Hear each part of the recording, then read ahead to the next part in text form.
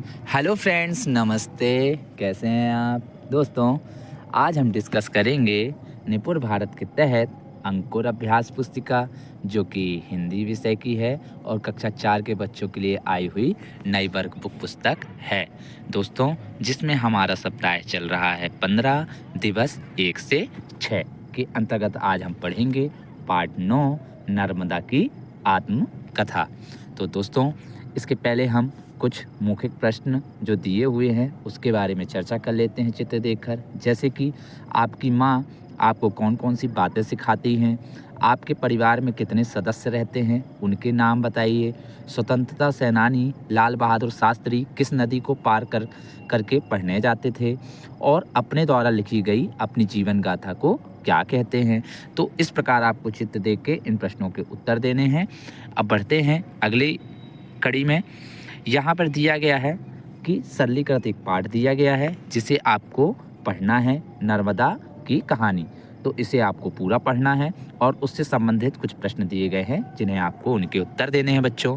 जैसे पहला प्रश्न बोल रहा है कि सरलीकृत पाठ की प्रथम 5 पंक्तियों का उल्लेख कीजिए या अनुलेख लिखिए। तो देखिए बच्चों, आपको सरलीकृत ये पाठ दिया गया है। इसमें आपको क्या करना है, इसकी जो प्रथम 5 लाइनें हैं उन्हें क्या करना है, उनका अनुलेख करना है। जैसे मैंने किया है कि मैं नर्मदा नदी हूँ, मैं भारत में ऐसी नहीं नदी हूँ जो विपरीत दिशा में पूर्व से पश्चिम दिशा में बहती हूँ, जबकि अनेक प्रमुख नदियाँ पश्चिम से पूर्वी की ओर बहती हैं। मेरा जन्म मध्य प्रदेश के अमरकंटक पहाड़ के एक कुंड से हुआ है। इस कुंड का नाम नर्मदा कुंड है। तो इस प्रकार से आपको इस प्रश्न का उत्तर देना है बच्चों। बढ़ते हैं अगले प्रश्न की तरफ कि अब अगले प्रश्न में क्या है। प्रश्न 2 कह रहा है कि भारत की प्रमुख नदियाँ किस दिशा में बहती हैं, आप उनके बताइए उन्हें उनके बारे में। तो देखिए बच्चों, इसका उत्तर होगा कि भारत की प्रमुख नदियाँ पश्चिम से पूर्व की ओर बहती हैं। केवल नर्मदा ही है जो बच्चों वह पूर्व से पश्चिम दिशा में विपरीत बहती है। तो इस प्रकार से आप इन प्रश्नों के उत्तर दे सकते हैं बच्चों।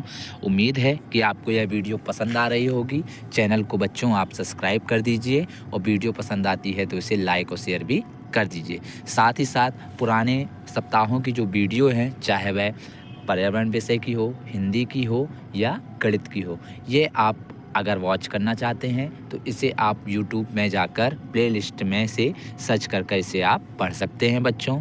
बढ़ते हैं अब अगले प्रश्न की तरफ कि अब अगला प्रश्न क्या कह रहा है। यहाँ प्रश्न क्रमांक 3 है कि हमें नदियों को साफ सुथरा क्यों रखना चाहिए। तो देखिए बच्चों, इसका उत्तर होगा कि हमें नदियों को साफ सुथरा रखना चाहिए, ज़रूरी है, क्योंकि ये नदियाँ ताज़े पानी का स्रोत हैं और मानव जीवन के लिए उपयोगी हैं।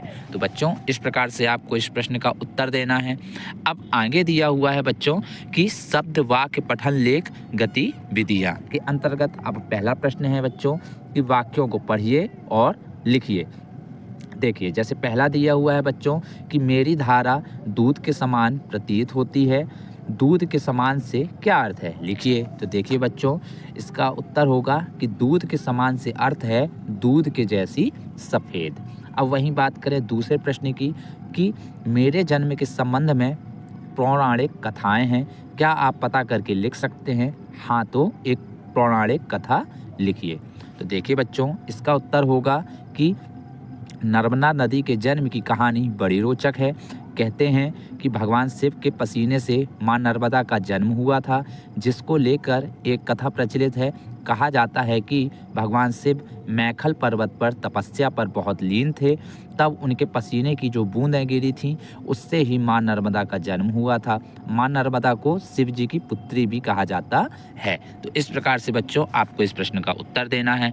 बढ़ते हैं अगले प्रश्न की तरफ कि अब अगला प्रश्न क्या कह रहा है। यहाँ पे अगला प्रश्न है बच्चों, प्रश्न क्रमांक 2 कि वाक्यांश के लिए एक शब्द की सही जोड़ी बनाइए। तो देखिए बच्चों, आपको अब सही जोड़ी बनाना है कि ऊंचाई से गिरने वाला नदी का जल क्या कहलाता है, प्रपात कहलाता है। वहीं बात करें दूसरे की कि दूसरे के द्वारा लिखी गई किसी की जीवन गाथा को हम क्या बोलते हैं, जीवनी बोलते हैं। और जो व्यक्ति जो दर्शन के योग्य हो उसे हम क्या कहते हैं, दर्शनीय कहते हैं। तो इस प्रकार से आपको बच्चों इन प्रश्नों की सही जोड़ी बनानी है। बढ़ते हैं अगले प्रश्न की तरफ कि अगला प्रश्न क्या कह रहा है। यहाँ पर दिया हुआ है बच्चों धारा प्रवाह पठन, जिसे आप स्वयं पढ़िए और नीचे प्रश्नों के उत्तर दीजिए।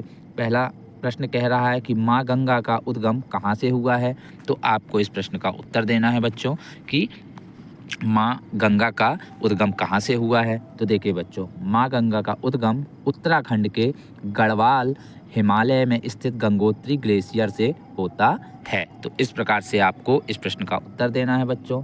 बढ़ते हैं अगले प्रश्न की तरफ। प्रश्न क्रमांक 2 कह रहा है कि गंगा को भागीरथी के नाम से क्यों जानते हैं।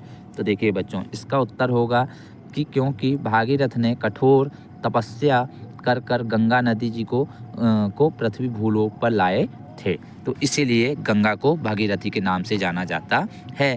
अब बढ़ते हैं अगले प्रश्न की तरफ। अब अगला प्रश्न क्या कह रहा है, यहाँ पे देखिए बच्चों, एक स्वतंत्र पठन दिया गया है।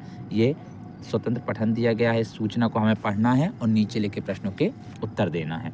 तो पहला प्रश्न कह रहा है कि यह सूचना किसके लिए है। तो देखिए बच्चों, यह सूचना कक्षा 4 के सभी विद्यार्थी के लिए व विद्यालय के छात्रों के लिए है। यहाँ से आपको पढ़ना है और उसका उत्तर देना है। वहीं बात करें, दूसरा प्रश्न कह रहा है कि सूचना में आयोजन कब किया जाना है। तो देखिए बच्चों, सूचना में आयोजन जो है दिनांक 15 अगस्त 2024 को किया जाना है। अब बात करें तीसरे प्रश्न की कि तीसरा प्रश्न क्या कह रहा है। तो तीसरा प्रश्न कह रहा है बच्चों कि ध्वजारोहण से क्या आशय है। तो ध्वजारोहण से आशय झंडे को फहराने से है। अब बढ़ते हैं अगले प्रश्न की तरफ कि अब अगला प्रश्न क्या कह रहा है। यहाँ पे हमारा सप्ताह चल रहा है बच्चों 15 दिवस 2 पाठ 9 नर्मदा की आत्मकथा। अब पढ़ते हैं बच्चों अगले प्रश्न की तरफ कि अब अगला प्रश्न क्या कह रहा है। प्रश्न क्रमांक 1 कह रहा है कि पाठ के सरलीकृत रूप की अगली 5 पंक्तियाँ लिखिए। तो देखिए बच्चों, जो सरलीकृत पाठ था उसकी आपको अगली 5 पंक्तियाँ लिखनी है। जैसे कि यहाँ से मैं कपिल धारा तक जाती हूँ, यहाँ पतली धारा कपिल धारा के नाम से जानी जाती है। आगे चलकर मैं दूध धारा जलप्रपात बनाती हूँ। मैं मंडला से जबलपुर तक विंध्य पर्वत एवं सतपुड़ा पर्वत मालाओं में होती हुई बहती हूँ। देखिए बच्चों, यहाँ पे आपको यहाँ मंगला हो गया, यहाँ पे मंडला है, तो आप कर लीजिएगा बच्चों। अब बढ़ते हैं अगले प्रश्न की तरफ कि अब अगला प्रश्न क्या कह रहा है। यहाँ पे अगला प्रश्न है प्रश्न क्रमांक 1 लिखित कह रहा है कि नदियों को साफ सुथरा रखा जाए, इसके लिए आप लोगों को कैसे जागरूक करेंगे। तो देखिए बच्चों, इसका आप उत्तर देंगे कि हम लोगों को जागरूक करेंगे, उन्हें समझाएंगे कि वे नदी तालाब पानी के स्रोतों में कचरा कूड़ा करकट ना डालें और ना ही अपने पशुओं को नहलाएं और ना ही वहाँ पर कपड़े धोएं। तो इस प्रकार से हम नदियों के पानी को साफ सुथरा रख पाएंगे बच्चों। बढ़ते हैं अगले प्रश्न की तरफ कि अब अगला प्रश्न क्या कह रहा है। यहाँ पे अगला प्रश्न है वही है दोस्तों कि शब्द वाक्य पठन लेखन गतिविधियाँ के अंतर्गत पहला प्रश्न है कि निम्नलिखित वाक्यों के वचन बदलिए। जैसे उदाहरण, वह नदी में तैरता है, तो इसका बहुवचन हो जाएगा कि वे नदी में तैरते हैं। ठीक उसी प्रकार नदी बहती है, क्या करना है, तो हम इसका लिखेंगे कि नदियाँ बहती हैं। अब बात करें अगले की कि बच्चे नदी में तैरना सीखते हैं बच्चे। तो अब यहाँ पे एक बच्चा, तो बच्चा नदी में तैरना सीखता है। अब अगले की बात करें कि अगले में क्या पूछ रहा है कि अगले में बोला जा रहा है बच्चों कि हमें नदी को साफ़ सुथरा रखना चाहिए। तो अगले प्रश्न का हम उत्तर लिखेंगे कि मुझे नदियों को साफ़ सुथरा रखना चाहिए। अब तीसरा प्रश्न है कि इसमें सही जोड़ी बनानी है, शब्दों की सही जोड़ी बनानी है। तो जैसे नदी है, तो नदी का क्या होता है दोस्तों, सरिता होता है। पानी का क्या होता है, सलिल होता है। सूर्य का क्या कहलाता है, रवि कहलाता है। वहीं पहाड़ की बात करें तो शिखर कहलाता है। तो इस प्रकार से आपको जोड़ी बनानी है और नीचे इसका सही जोड़ी का तरीका लिखना है। जैसे नदी को हम सरिता कहते हैं, पानी को सलिल कहते हैं, सूर्य को रवि कहा जाता है, वहीं पहाड़ की बात करें तो इसे शिखर कहा जाता है। तो इस प्रकार से आपको सही जोड़ी बनाकर नीचे लिखना है बच्चों। अब बढ़ते हैं अगली कड़ी में कि अगली कड़ी में क्या पूछ रहा है। यहाँ पे धारा प्रवाह पठन दिया गया है जिसे आपको पढ़ना है और इसके मौखिक प्रश्नों के उत्तर देने हैं पढ़कर। जैसे कि भक्तों को शांति कैसे मिलती है और तट किसे कहते हैं। तो इस प्रकार आपको इसको पढ़कर इसके मौखिक प्रश्न देने हैं। अब हम बढ़ते हैं लिखित प्रश्न की ओर कि लिखित प्रश्न में प्रश्न क्रमांक 1 क्या बोल रहा है। जैसे सबको अपने जल से तृप्त करती हूँ का क्या आशय है। तो देखिए बच्चों, इसका उत्तर होगा कि नर्मदा नदी के जल से सभी जीवों प्राणियों की प्यास बुझती है। इसका जल सभी लोगों के लिए बहुत महत्वपूर्ण है। तो इस प्रकार से आपको इसका उत्तर देना है। अब वहीं प्रश्न क्रमांक 2 है कि तीर्थ और दर्शनीय स्थल में क्या अंतर है। तो देखिए बच्चों, जहाँ धार्मिक कार्य वाले स्थान होते हैं जैसे पूजा पाठ वाले, उसे तीर्थ स्थल, और घूमने वाले स्थान को दर्शनीय स्थल कहते हैं। तो इस प्रकार से आप उत्तर दे सकते हैं बच्चों। अब यहाँ पे अगला प्रश्न है बच्चों कि दिशा निर्देश दिया गया है स्वतंत्र अभ्यास के अंतर्गत कि वर्ग पहेली से नदियों के नाम खोजकर लिखिए। तो देखिए बच्चों, ये एक वर्ग पहेली दी गई है। इससे आपको क्या करना है, नदियों के नाम खोज कर लिखना है। जैसे हमने ये खोजा नर्मदा नदी, तो इसमें गोला लगाया, यहाँ पे शिप्रा नदी, यहाँ सरयू नदी, यहाँ तवा नदी और यहाँ यमुना नदी। तो अब हमने यहाँ लिखा कि पहला प्रश्न है इसके अंतर्गत हम पहेली से लिखा कि अयोध्या में बहने वाली नदी कौन सी है। तो देखिए बच्चों, अयोध्या में बहने वाली नदी कौन सी है, सरयू नदी। वहीं बात करें प्रश्न क्रमांक 2 कि उज्जैन में बहने वाली कौन सी नदी है। तो देखिए उज्जैन में दोस्तों शिप्रा नदी बहती है। अब बढ़ते हैं अगले प्रश्न की तरफ। अब वहीं बात करें तीसरा प्रश्न की कि तीसरा प्रश्न क्या बोल रहा है। तो तीसरे प्रश्न में है बच्चों कि नर्मदा की सहायक नदी कौन सी है। तो देखिए बच्चों, नर्मदा की सहायक नदी कौन सी है, तवा नदी। वहीं बात करें प्रश्न क्रमांक 4 की, तो कृष्ण नगरी मथुरा वृंदावन में बहने वाली नदी कौन सी है। तो देखिए बच्चों, यमुना नदी है। इस प्रकार से बच्चों आपको इन प्रश्नों के उत्तर देने हैं। अब बढ़ते हैं अगले प्रश्न की तरफ कि अब अगला प्रश्न क्या कह रहा है। अब यहाँ पे सप्ताह चल रहा है हमारा 15 दिवस 3 के अंतर्गत हम पढ़ेंगे पार्ट 9 नर्मदा की आत्मकथा। अब यहाँ भी कुछ चर्चा योग बिंदु दिए गए हैं, जैसे पढ़ लेते हैं। आपके मकान किन किन चीज़ों से बने हैं। नदियों के किनारे बने कच्चे मकानों में किस प्रकार का डर रहता है। चौपाल कहाँ और क्यों लगती है। मकान बनाने के लिए रेत कहाँ से मिलती है। तो इस प्रकार आपको इस चित्र को देखकर चर्चा करनी है बच्चों। अब बढ़ते हैं अगले प्रश्न की तरफ। यहाँ पे लिखित प्रश्न दिया गया है कि प्रश्न क्रमांक 1 कि ला, था और सा वर्ण से प्रारंभ होने वाले शब्द बनाओ। तो देखिए बच्चों, जैसे ला से हमने बनाया लाभ, लहसुन, लहर। वहीं बात करें था से तो थन, गाय का जो थन होता है, थाली और थकान। तो इस प्रकार से आपको इस प्रश्न का उत्तर देना है। वहीं बात करें सा से तो समय, समान और सारंग। तो इस प्रकार से आपको ला, था, सा वर्ण से प्रारंभ होने वाले शब्द बनाने हैं बच्चों। अब प्रश्न क्रमांक 2 कह रहा है कि समान ध्वनि वाले कुछ शब्द लिखिए जिनसे समान ध्वनि आती है। देखिए बच्चों, जैसे आना जाना, खाना पाना, सोना रोना, अपना सपना, चहल पहल। उपयुक्त जो शब्द हैं वो समान ध्वनि वाले शब्द हैं। तो इस प्रकार से बच्चों आप ऐसे समान ध्वनि वाले शब्द ढूंढकर लिख सकते हैं। अब यहाँ पे अगला प्रश्न है बच्चों कि निम्नलिखित लिखित प्रश्न है कि प्रश्न क्रमांक 1 कि कपिल धारा जलप्रपात का नाम कैसे पड़ा। तो देखिए बच्चों, इसका उत्तर होगा कि ऋषि कपिल मुनि के नाम पर कपिल धारा जलप्रपात का नाम पड़ा। तो इस प्रकार से आपको इस प्रश्न का उत्तर देना है। अब वहीं बात करें प्रश्न क्रमांक 2 की कि प्राकृतिक कुंड से क्या आशय है। तो देखिए बच्चों, प्राकृतिक कुंड से आशय ऐसे कुंड से है जिसका निर्माण प्राकृतिक हो, जिसे प्रकृति ने निर्मित किया हो। तो इस प्रकार से आपको इस प्रश्न का उत्तर देना है बच्चों। बढ़ते हैं अगले प्रश्न की तरफ कि अब अगला प्रश्न क्या कह रहा है। देखिए बच्चों, अगला प्रश्न कह रहा है कि दिए गए उदाहरण के अनुसार शुद्ध वर्तनी कर शब्दों को वाक्यों में प्रयोग करें। कि देखिए, जैसे दिया गया है आशीर्वाद, तो इसका शुद्ध वर्तनी क्या होगा, आशीर्वाद। वहीं और इसका वाक्य में प्रयोग होगा कि हमें बड़ों का आशीर्वाद मिलता रहता है। अब बात करें वहीं हम दूसरे की महत्व की, तो देखिए महत्व, इसका शुद्ध वर्तनी महत्व होगा। अब इसका वाक्यों में प्रयोग करेंगे जैसे हम कि हमें समय का महत्व समझना चाहिए। वहीं बात करें दूसरे की आदर्श की, तो आदर्श का सही वर्तनी होगा आदर्श। हमारा ग्राम एक आदर्श ग्राम है, इसका वाक्य में प्रयोग होगा। वहीं बात करें तीसरे की कि विश्वास, तो इसका सही वर्तनी होगी विश्वास। तुम मुझ पर विश्वास करते हो, इसका आप वाक्य में प्रयोग कर सकते हैं। वहीं बात करें चौथे की अवसर, तो देखिए अवसर बच्चों ऐसे लिखा जाता है, शुद्ध वर्तनी इसका ये होगा। अब इसका वाक्यों में हम प्रयोग कर लेते हैं कि हमें दूसरा अवसर नहीं छोड़ना चाहिए। तो इस प्रकार से आपको बच्चों इन शब्दों का शुद्ध वर्तनी कर वाक्यों में प्रयोग करना है। बढ़ते हैं अगले प्रश्न की तरफ कि अब अगला प्रश्न क्या कह रहा है। अब यहाँ पर एक धारा प्रवाह पठन दिया गया है जिसे आपको पढ़ना है और मौखिक प्रश्नों के उत्तर देने हैं। जैसे सेवा करना से क्या आशय है, यह कैसी आदत है। दूसरा, आप किसकी सेवा करते हैं, तो आपको ये पठन पढ़ना है और इस मौखिक प्रश्नों के उत्तर देना है। अब हम यहाँ पे लिखित प्रश्न देखते हैं बच्चों कि सरल स्वभाव से क्या आशय है। तो देखिए बच्चों, इसका उत्तर होगा कि सरल स्वभाव से आशय भोलापन, दयालु एवं मधुरता से है। अब बढ़ते हैं अगले प्रश्न की तरफ कि अब अगला प्रश्न क्या कह रहा है बच्चों। अगला प्रश्न है हमारा प्रश्न क्रमांक 2 कि हमें पेड़ पौधों पशु पक्षियों की सेवा क्यों करनी चाहिए। तो देखिए बच्चों, इसका उत्तर होगा कि हम पेड़ पौधों के बिना जीवित नहीं रह सकते हैं। पशु पक्षियों से पेड़ पौधे और समस्त पर्यावरण हरा भरा सुंदर प्रतीत होता है। तो बच्चों, इस प्रकार से आप इसका उत्तर लिख सकते हैं।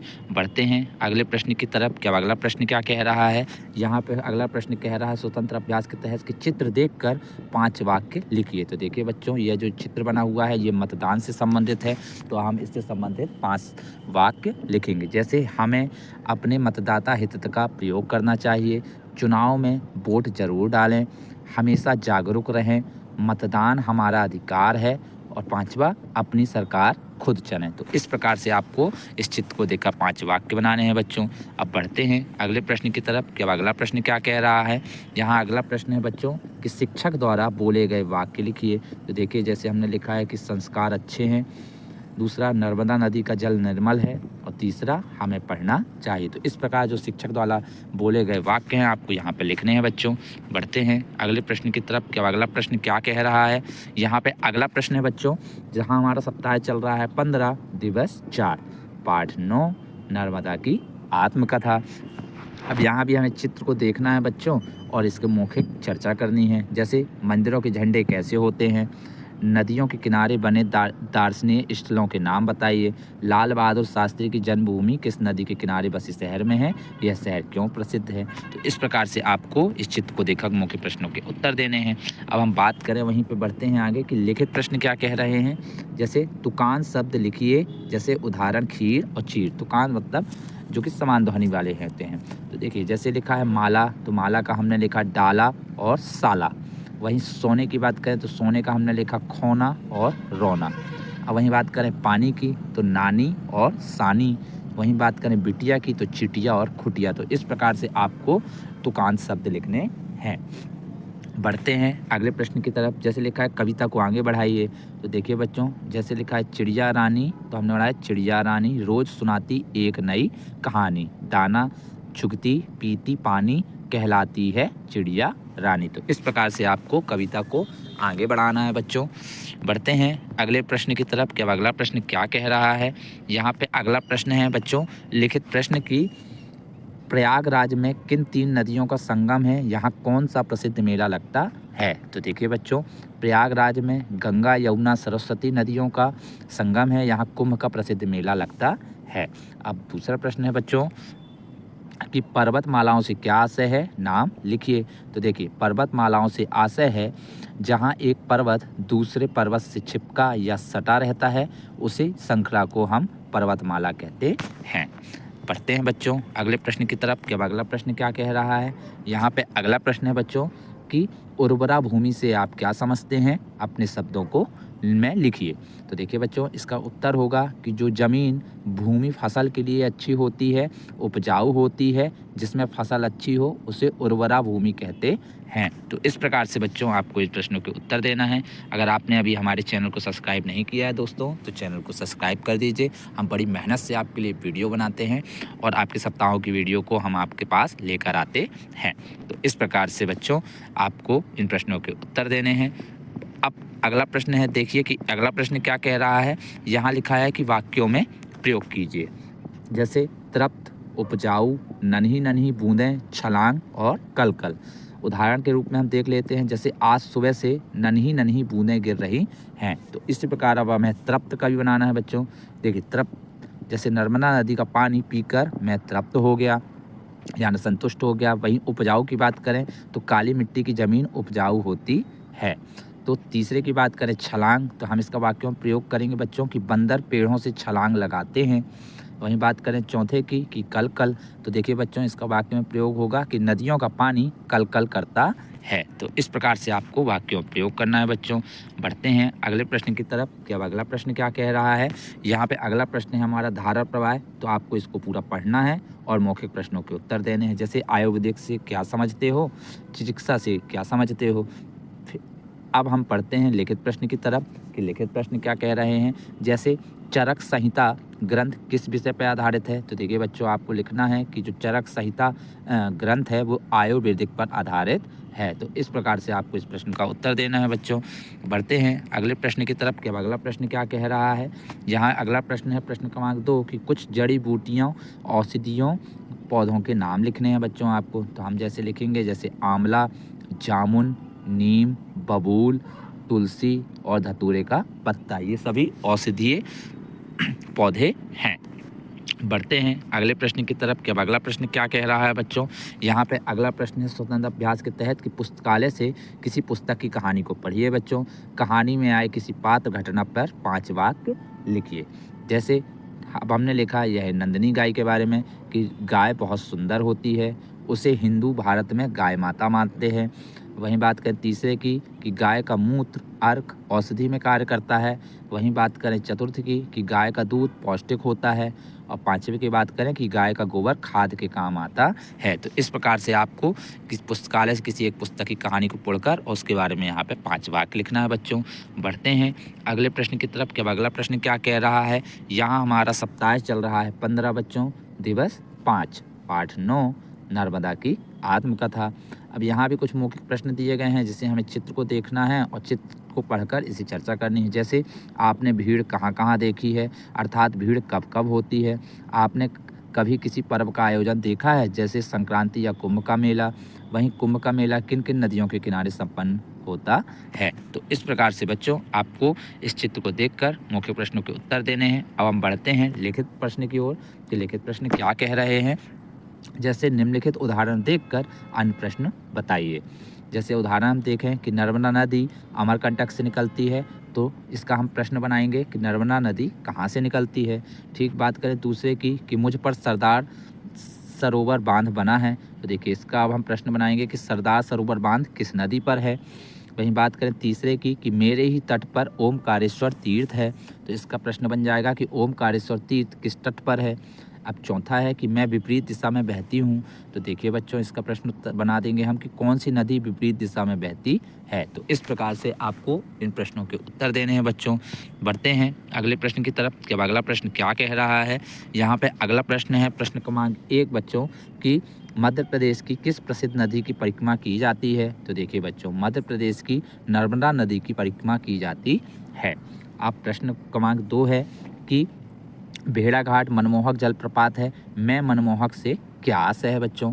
तो देखिए बच्चों मनमोहक से आशय मन को मोहने से है कि भेड़ाघाट अत्यंत सुंदर और मनमोहक घाट है। तो इस प्रकार से आपको इन प्रश्नों के उत्तर देने हैं बच्चों। बढ़ते हैं अगले प्रश्न की तरफ कि अब अगला प्रश्न क्या कह रहा है। यहाँ पे अगला प्रश्न है शब्द वाक्य पठन लेखन गतिविधियाँ क्या है कि सही जोड़ी बनाइए।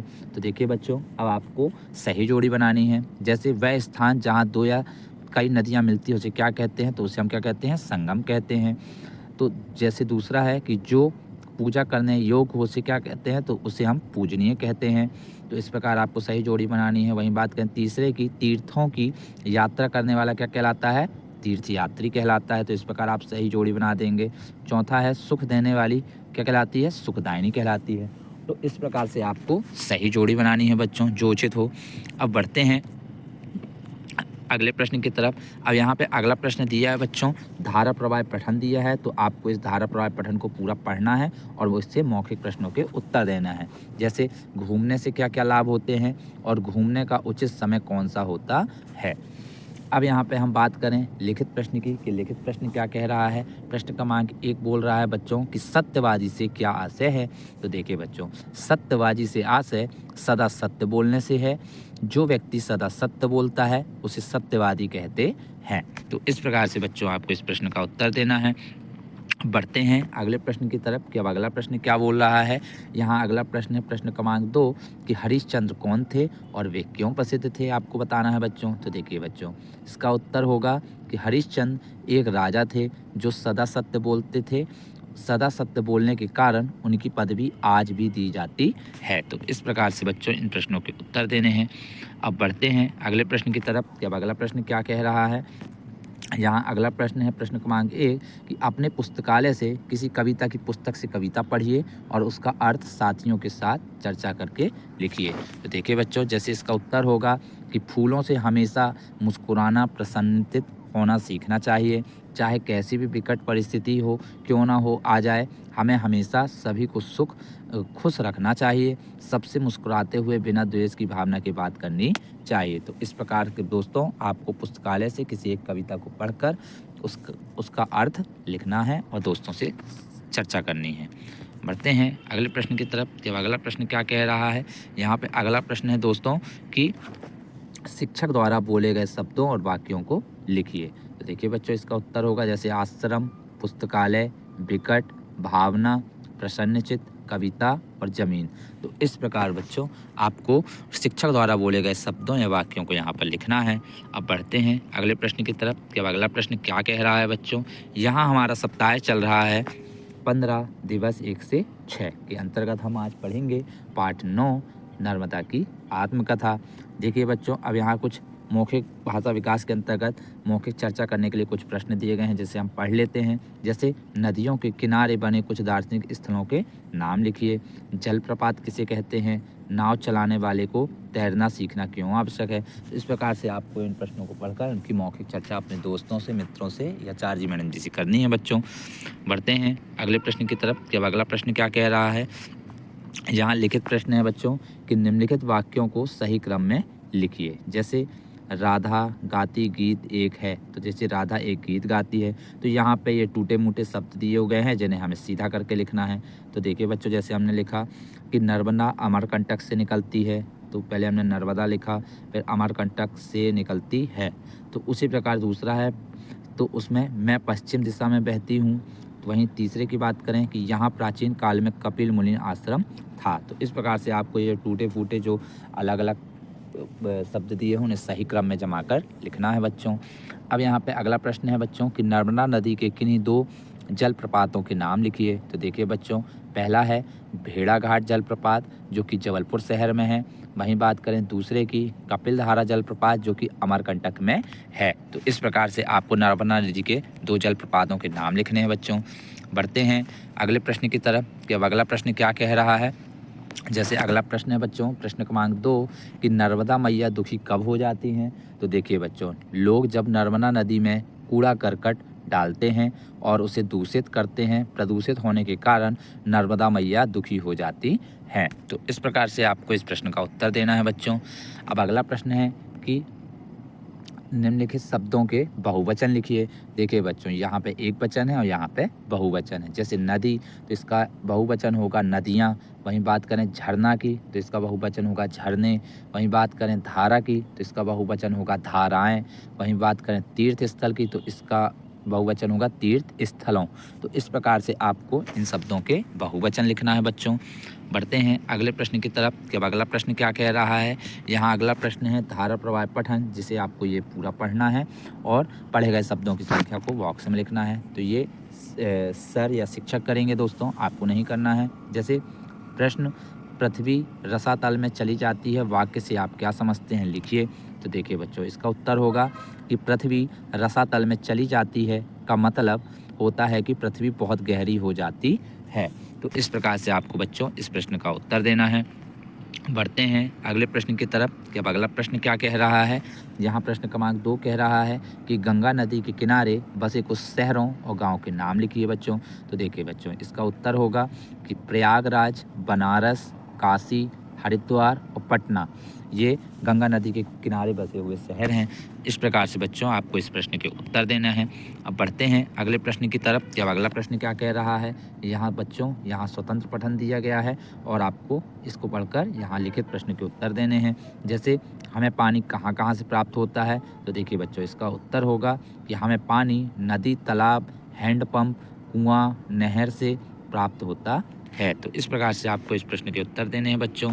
बढ़ते हैं अगले प्रश्न की तरफ। जैसे प्रश्न क्रमांक 2 बोल रहा है कि चिड़ियाँ घोंसले क्यों बनाती हैं। तो देखिए बच्चों, इसका उत्तर होगा ताकि वह अपने बच्चों को उसमें सुरक्षित रख सकें अंडे उसी में रखती हैं और वह घर भी होता है, मतलब कि उसमें वो घर की व्यवस्था करती हैं, उसी में वो अपने अंडे रखती हैं और बच्चे भी उसी में सुरक्षित होते हैं। तो इस प्रकार से बच्चों आपको इस प्रश्न का उत्तर देना है।